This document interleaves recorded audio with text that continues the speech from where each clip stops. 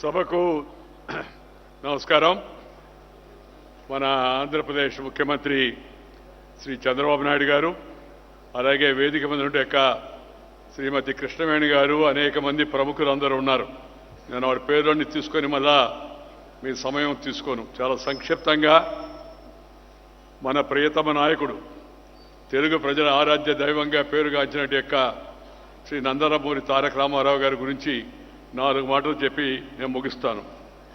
ఎన్టీఆర్ గారి జీవిత విశేషాలతో ముఖ్యంగా తారక రాము అన్నగారి అంతరంగం పేరుతో తీసుకొచ్చిన ఈ పుస్తకాన్ని ఆవిష్కరించడం చాలా సంతోషంగా ఉంది.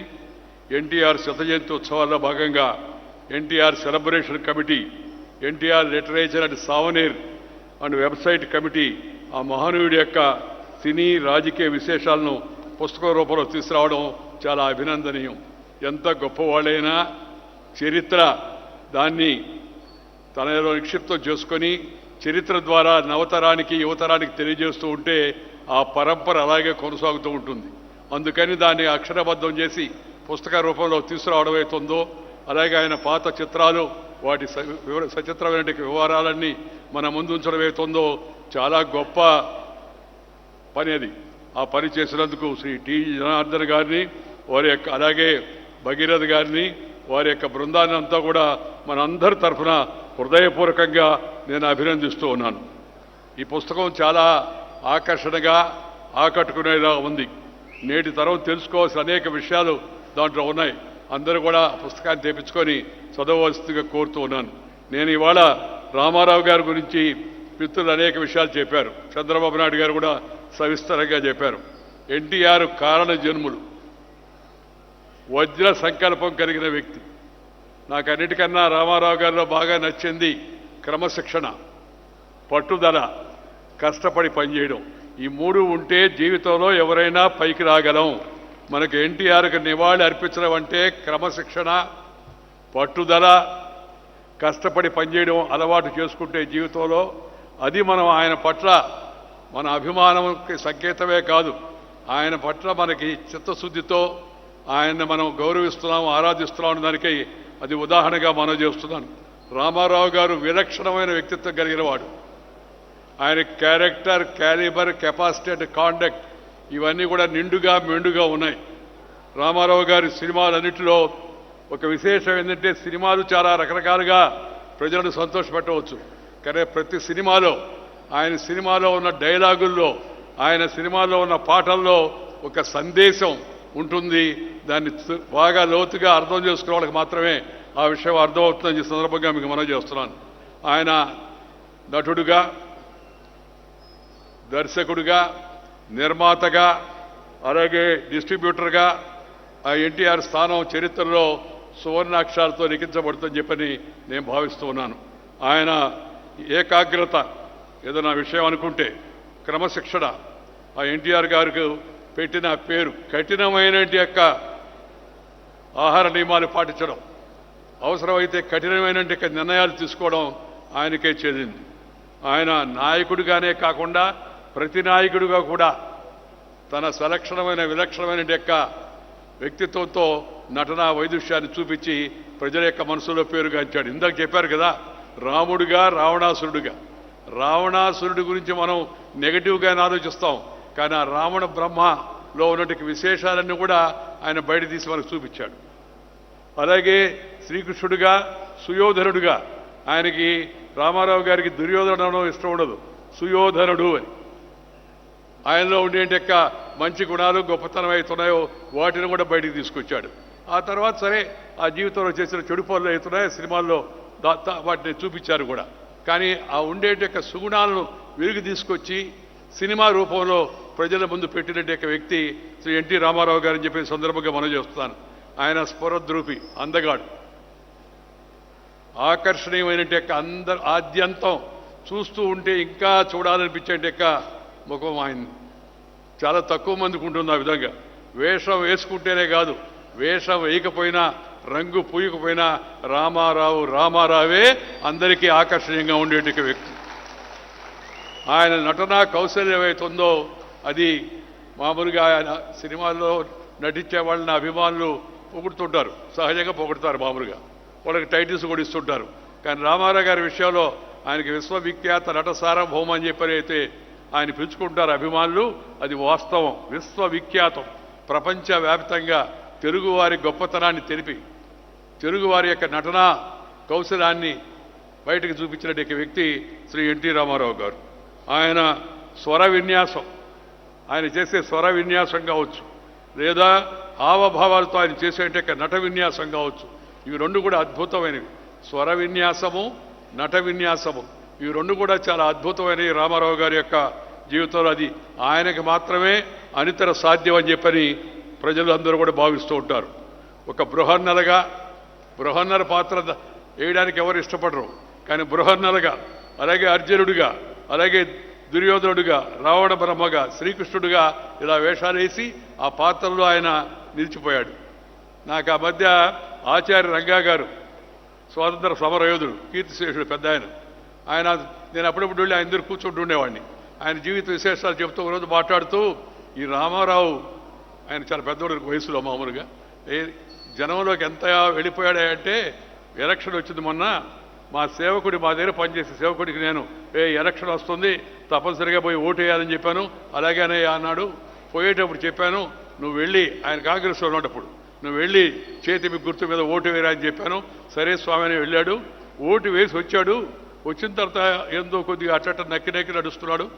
ఏమయ్యా ఓటు వేసావంటే వేసాను సార్ అన్నాడు. మరి ఎక్కడ ఓటు వేసావు? అక్కడే కదంటే అక్కడే వేద్దాం అనుకొని పోయానయ్యా. ఆడకు పోయి చూస్తూ ఉంటే ఆ సైకిల్ కనపడి, ఆ సైకిల్ చక్రంలో శ్రీకృష్ణ పరమాత్ముడు కనపడ్డాడు. దీని మీద ఏమన్నాడు, దాని మీద వేశానయ్యా అన్నాడు. అంటే శ్రీకృష్ణుడు ఎలా ఉంటాడో మనం చూడాల. శ్రీకృష్ణుడు ఇలా ఉంటాడు అనే భావం ప్రజల్లో, సామాన్య జనంలో, పామర జనంలో అందరిలో కూడా బాగా వెళ్ళిపోయింది. దానికి కారణం ఏంటంటే ఆయన చూపించిన నటనా కౌశలం. మనం ఇవాళ ఆయన వజ్రోత్సవాన్ని గురించి మాట్లాడుకుంటున్నాం, మిగతా విషయాల గురించి నేను ఎక్కువగా ప్రస్తావించను. ఆ సినిమా యాక్టర్ ఆయన గొప్పతనాన్ని ఎలాంటి నటన చేసి ఎంత జనాన్ని, ఆ ఎన్టీ ఓడు సినిమా చూడాలని నాటుండేవాడు ఊర్లో వాడు, ఎన్టీ ఓడు మామూలుగా మాట్లాడితే, ఆ ఎన్టీ ఓడు సినిమా చూడాలరా, బా ఏం చేశాడరా అని చెప్పి ఎడ్ల బండ్లు వేసుకొచ్చి సినిమాలు చూసి జనం వెళ్ళే పరిస్థితి ఆ రోజుల్లో ఉండేది నా చిన్నప్పుడు అంతా కూడా. అలాంటి తన నటనతో ప్రజల్లో బాగా చొచ్చుకుపోయిన వ్యక్తి ఆయన. అనేక పౌరాణిక పాత్రల్లో ముఖ్యంగా ఆయన పరకాయ ప్రవేశం చేశాడు.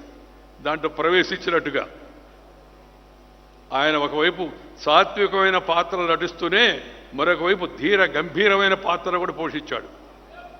యుక్త వయసులో ఉన్నట్టు భీష్మ, ఆయన చిన్న వయసులోనే భీష్ముడి పాత్ర వేశాడు. భీష్ముడు ఎలా ఉంటాడో మనం చూడాల. భీష్ముడు అంటే ఎన్టీ రామారావు గుర్తొచ్చే విధంగా ఆ భీష్మ పాత్రను నేటికి కూడా ప్రజలు మర్చిపోలేట అనుకుంటే భీష్ముడు అంటే రామారావు గారు కనపడేట పరిస్థితి వరకు తీసుకొచ్చాడు ఆయన. దాదాపు 5 దశాబ్దాల పాటు చిత్రరంగాన్ని ఆయన తన అసమాన నటనా ప్రతిభా పాటవాలతో శాసించాడు. Really dictated. దాంతోపాటు వ్యక్తిగతంగా తాను మెచ్చిన మహనీయుల పాత్రను అందంగా చెక్కి దాన్ని మన ముందుంచేట ప్రయత్నం ఆయన చేశాడు. ఆ పాత్రల ద్వారా నటించి మెప్పించారు. శ్రీనాథ కవి సార్వభౌమ వంటి చలనచిత్రాలు ఇందుకు నిదర్శనం. శ్రీనాథుడి పేరుతో సినిమా చేయడం అంత సులభం కాదు, కానీ ఆ శ్రీనాథ సార్వభౌముడు ఆయనకి ఏ అయితే పాత్రలు నచ్చాయో, చరిత్రలో, పురాణాల్లో, ఇతిహాసాల్లో ఏ పాత్రలు నటించాయో ఆ పాత్రలన్నింటిలో కూడా ఆయన నటించి ఆయన మనల్ని అందరూ కూడా మెప్పించేట ప్రయత్నం కూడా చేశాడు. నాకు రామారావు గారి పట్ల అభిమానం కలగడానికి 3 కారణాలు. 1 ఆయన క్రమశిక్షణ, 2 పట్టుదల, 3 చిత్తశుద్ధి.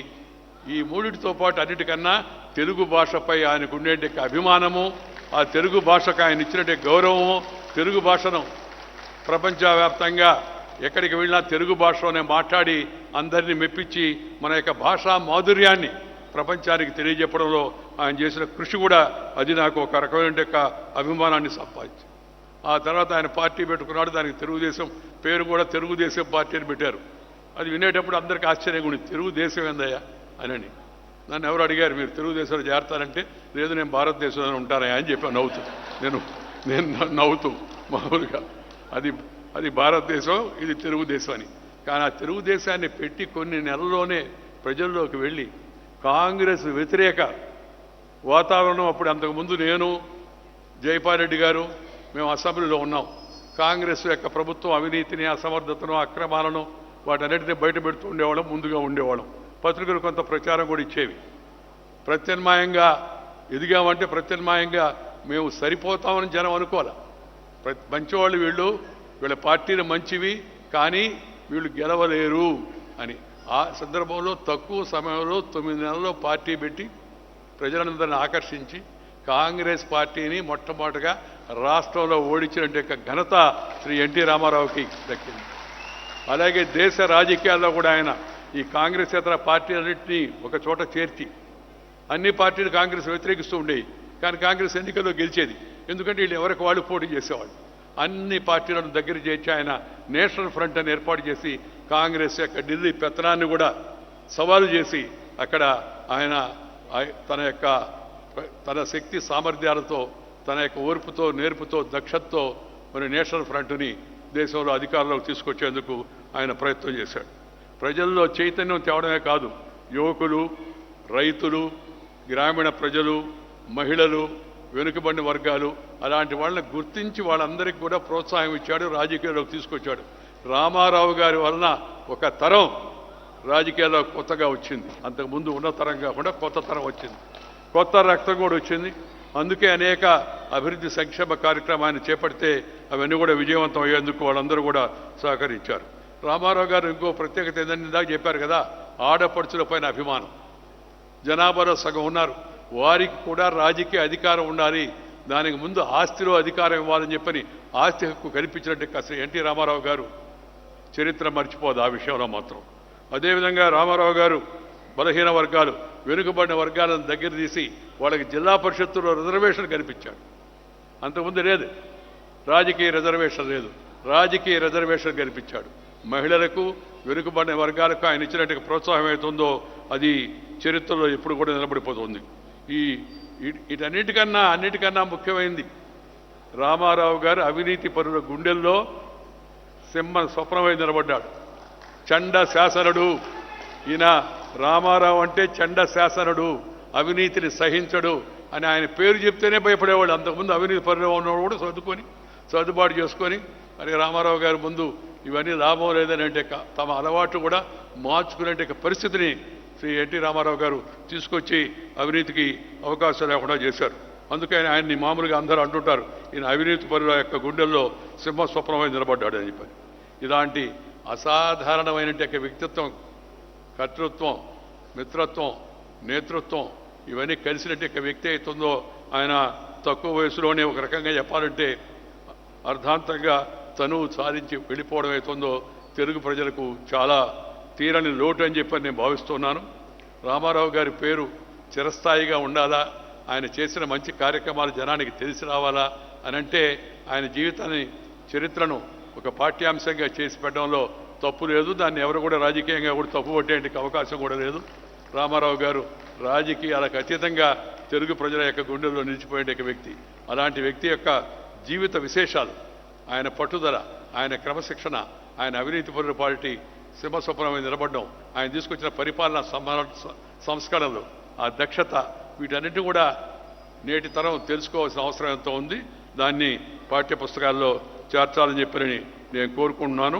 అది చేస్తారని నమ్మకం కూడా నాకుంది. చాలా సంతోషం ఈరోజు ఈ కార్యక్రమాన్ని ఏర్పాటు చేస్తే ఈ కార్యక్రమానికి మీరు అందరూ కూడా పెద్ద సంఖ్యలో ఇక్కడ వేసిచ్చారు. నన్ను కూడా వచ్చి జనార్దన్ గారు పిలిస్తే నేను తప్పనిసరిగా రామారావు గారి పేరు జరిగే కార్యక్రమానికి తప్పనిసరిగా వస్తాను. ఆ కార్యక్రమంలో పాల్గొవాలని నాకు కూడా ఆసక్తి ఉందని చెప్పాను. నేను ఇప్పుడు రాజకీయాల్లో లేను, ఏ పార్టీలో కూడా లేను. రాజకీయాల గురించి, వ్యక్తుల గురించి, వ్యవస్థల గురించి మాట్లాడతాను కానీ రాజకీయ పార్టీల గురించి మాట్లాడను.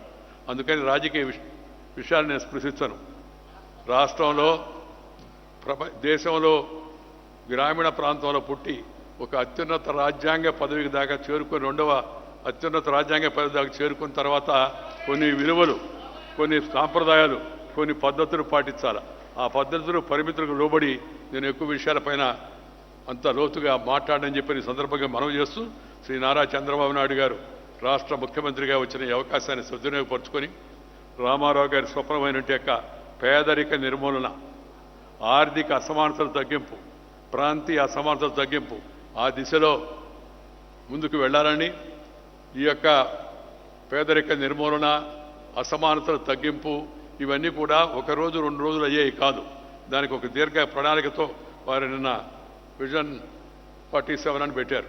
ఈ విజన్ను దృష్టిలో పెట్టుకొని క్రమం తప్పకుండా వాటిని అమలు చేసేందుకు గట్టిగా ప్రయత్నం చేయాలని, ఆ ప్రయత్నం విజయవంతం కావాలని చెప్పని ఈ సందర్భంగా నేను ఆశిస్తూ వారికి శుభాకాంక్షలు తెలియజేస్తూ మీ దగ్గర సెలవు తీసుకుంటా. నమస్కారం. జై హింద్. ధన్యవాదాలు సార్. స్ఫూర్తిదాయకమైన సందేశం ఇచ్చిన మీకు ఈ సభ కృతజ్ఞతలు తెలియజేస్తుంది. వందన సమర్పణ చేయవలసిందిగా శ్రీ విక్రమ్ గారు. సార్, ఈ కమిటీ వారితో ఒక గ్రూప్ ఫోటో సార్. రండి, కమిటీ పెద్దలు, ఇద్దరు ముఖ్య అతిథులతోటి ఈ కమిటీ పెద్దల ఫోటో. ఈనాటి సభకు విచ్చేసిన పెద్దలు రాష్ట్ర ముఖ్యమంత్రి వర్యులు శ్రీ నారా చంద్రబాబు నాయుడు గారికి